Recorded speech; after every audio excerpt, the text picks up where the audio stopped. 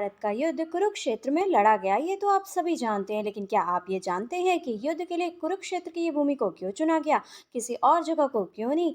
इसके पीछे क्या रहस्य है? और आपके मन में भी यदि ऐसा सवाल है तो बने रहें हमारे आज के वीडियो में। हेलो एवरीवन, मैं आरती अग्रवाल आज आपके सामने एक नया वीडियो लेकर उपस्थित। अपने आज के वीडियो में हम बात करेंगे कि महाभारत के युद्ध के लिए आखिर कुरुक्षेत्र की भूमि को क्यों चुना गया। तो चलिए बिना देर के वीडियो को शुरू करते हैं और जानते हैं इसके पीछे के इतिहास के बारे में।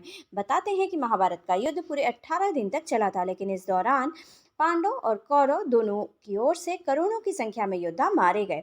देखते ही देखते कुरुक्षेत्र की धरती का रंग लाल हो गया, इसलिए इसे दुनिया का सबसे बड़ा युद्ध कहा जाता है।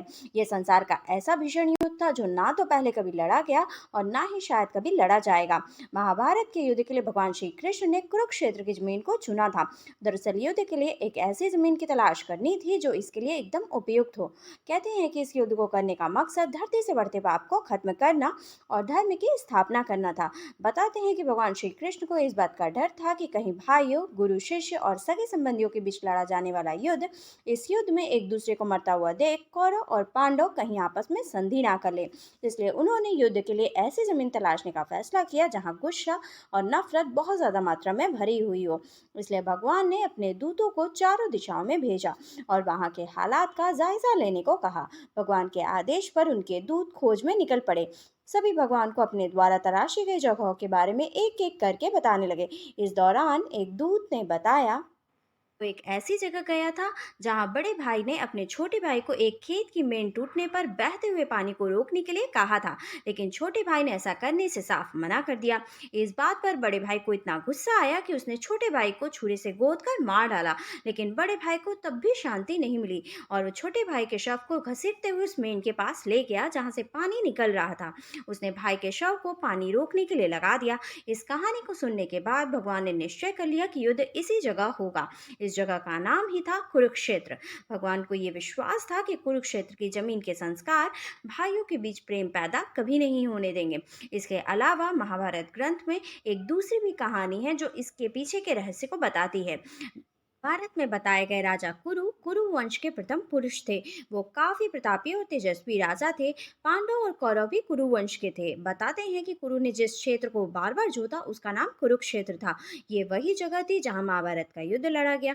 बताते हैं कि जब कुरु इस क्षेत्र की जुताई कर रहे थे तो इंद्र भगवान ने उनसे इसका कारण पूछा। राजा कुरु ने कहा कि मेरी ऐसी इच्छा है कि जो भी इंसान इस जगह पर मारा जाएगा वो पुण्य लोक में जाएगा। इस बात को सुनकर इंद्र भगवान हंसते हुए स्वर्गलोक चले गए और उन्होंने पूरा वाकया देवताओं को बताया। देवताओं ने इंद्र से कहा कि हो सके तो आप कुरु को अपने पक्ष में कर लें। तब भगवान इंद्र कुरु के पास गए और कहा कि कोई भी पशु पक्षी या मनुष्य निराहार रहकर या युद्ध करके इस स्थान पर मारा जाएगा तो वो भी स्वर्ग को प्राप्त करेगा। ये बात भगवान कृष्ण के अलावा भीष्म भी जानते थे, इसलिए महाभारत के युद्ध के लिए कुरुक्षेत्र को चुना गया। इन दो कथाओं के अलावा धर्म ग्रंथ में कुरुक्षेत्र में हुए महाभारत के युद्ध से जुड़ी एक तीसरी कथा भी है जो श्रवण कुमार से जुड़ी है, जिसके अनुसार एक बार श्रवण कुमार अपने माता पिता को कांवड़ में बिठाकर यात्रा को निकले और कई तीर्थों से भ्रमण के बाद एक दिन श्रवण कुमार के मन में विचार आया कि क्यों न माता पिता को पैदल चलाया जाए। यही सोचकर श्रवण कुमार ने कांवड़ जमीन पर रखकर माता पिता से पैदल चलने को कहा। बेटे के कहने पर श्रवण कुमार के माता पिता अंधे होने के बावजूद भी पैदल चलने लगे। पैदल चलने की वजह से दोनों के पांव में छाले पड़ गए। ये देखकर श्रवण कुमार के मन में पश्चाताप होने लगा और उन्होंने अपने माता पिता को पुनः कांवड़ में बिठा लिया। ये देखकर उनके पिता ने कहा, बेटे इसमें तुम्हारा कोई भी दोष नहीं है, ये कुरुक्षेत्र की भूमि ही ऐसी है जिस वजह से तुम्हारे मन में ये विचार आया, क्योंकि बहुत समय पहले इस भूमि पर मैं नामक असुर रहा करता था और उसका जन्म होते ही अपने माता पिता को उसने मार डाला था। तब से ही इस भूमि के संस्कार ऐसे ही हैं।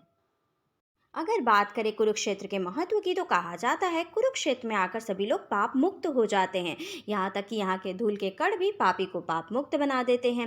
नारद पुराण में कहा गया है कि ग्रहों, नक्षत्रों और तारागणों को आकाश से गिरने का डर है, लेकिन जो कुरुक्षेत्र में मरते हैं वो पुनः जन्म नहीं लेते। भगवद गीता के प्रथम श्लोक में कुरुक्षेत्र को धर्म क्षेत्र कहा गया है। आपको बता दें कि महाभारत के युद्ध के समय एक समय ऐसा भी था जब अर्जुन ने युद्ध से इनकार कर दिया था। दरअसल कुरुक्षेत्र कुरुक्षेत्र को युद्ध स्थल के लिए चुने जाने के बाद अर्जुन ने युद्ध भूमि में जब अपने सगे संबंधियों को सामने देखा तो वो युद्ध करने से मना करने लगे। तब भगवान श्री कृष्ण ने उन्हें गीता का उपदेश दिया। महाभारत का युद्ध और गीता का उपदेश मानव जीवन के लिए इस बात की प्रेरणा है कि नीति पर अनीति की कभी भी विजय नहीं हो सकती। भगवान ने अर्जुन को प्रोत्साहित किया और कहा, जो तुम्हारे सामने युद्ध के लिए खड़े हैं वो लोग तुम्हारे संबंधी नहीं हैं, बल्कि वो अनीति का आचरण करने वाले भी हैं।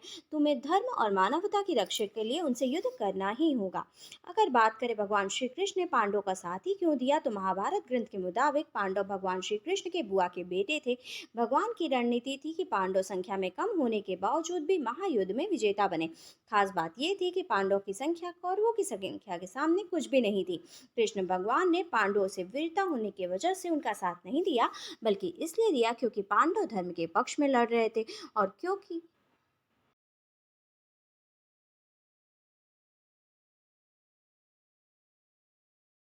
और कौरव अधर्म से पांडव का अधिकार छीनना चाहते थे। साथ ही ये भी बता दें कि महाभारत के युद्ध को श्री कृष्ण ने क्यों नहीं रोका, तो श्री कृष्ण यदि चाहते तो इस युद्ध को पल भर में खत्म कर सकते थे, लेकिन उन्होंने ऐसा नहीं किया। उन्होंने युद्ध होने दिया लेकिन खुद युद्ध में नहीं उतरे। दरअसल ये उनकी रणनीति थी। भगवान ने महाभारत में अस्त्र न उठाने का निश्चय किया और केवल अर्जुन के सारथी बनकर युद्ध भूमि में खड़े रहे। भगवान ये संदेश देना चाहते थे कि प्रयास करोगे और अगर सही दिशा में प्रयास करोगे तो मैं आपको सफल जरूर बनाऊंगा। आज के वीडियो में बस इतना ही। For more such interesting video, like and subscribe my channel. Thank you. Bye bye.